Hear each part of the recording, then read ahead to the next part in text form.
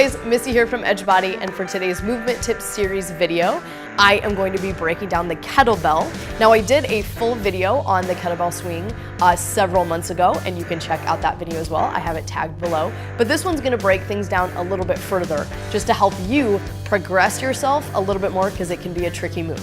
Tip number one today is gonna be talking about how to clean up your hinge movement, and a great movement to start with when you're learning kettlebell swings, or if you're just not having any luck with them. Tip number two is going to be talking about using short arm progression with both your Russian and American swings. And then tip number three is moving into long arm progressions to make sure that you're challenging yourself, but then you're also doing it in correct form. All right guys, tip number one, cleaning up the hinge. This is great for beginners learning the movement, and like I said, if you're just like, okay, I need to go back to basics with my kettlebell swing, clean it up, figure it out, this is the great place to start, okay? So just like we do with a hinge normally, deadlift, ball slam, stone throw, stuff like that, okay?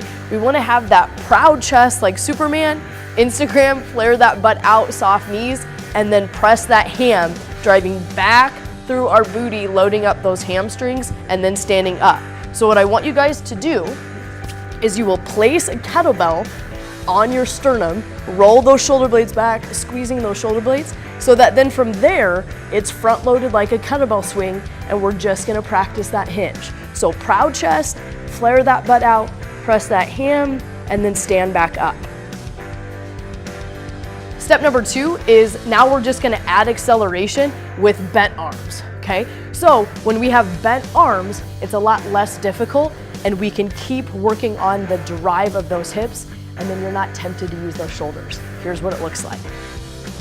So I'm gonna get set up, and then I'm gonna start that hinge.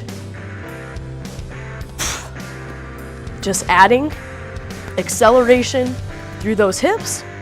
Arms stay nice and close. All about that hip drive. We're getting better at the hinge. We're mastering that acceleration and using those hips, not using those shoulders. So now you're ready to extend those arms and try what's called just a long lever or straight arm Russian swings.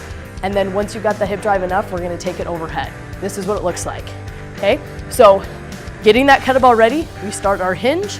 This time, arms nice and locked out. Hinge is the same. Snapping those hips. Once, you got enough power, take it all the way up. Okay, either way, hinge is the base. This is what gives you power.